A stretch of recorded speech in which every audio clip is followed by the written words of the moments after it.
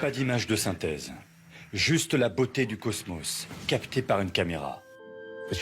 Voici le tout premier film de fiction tourné en orbite, réalisé par la Russie.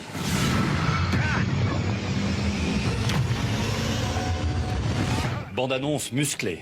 Cette femme russe devient la première actrice de cinéma à jouer dans l'espace, dans la Station spatiale internationale. Yulia Peresild et le réalisateur ont subi un entraînement accéléré de 4 mois avant de partir à bord de 7 fusées pour le tournage.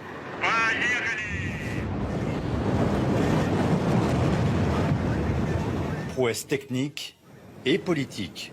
En pleine crise diplomatique depuis la guerre lancée en Ukraine, la Russie tente d'exploiter ce succès cinématographique. Depuis le Kremlin, Vladimir Poutine lui-même a salué la sortie de ce long métrage.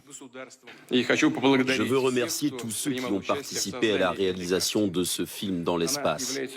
C'est un événement sans précédent dans le monde du cinéma. Félicitations. Événement hautement politique pendant la guerre.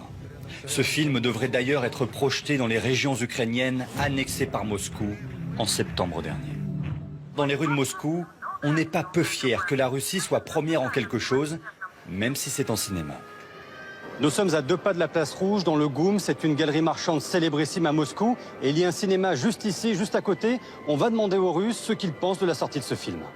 Prochaine séance, dans 15 minutes. C'est épatant. Encore une fois, notre pays est le premier quand il s'agit de l'espace. C'est une bonne réponse qu'on envoie à Hollywood.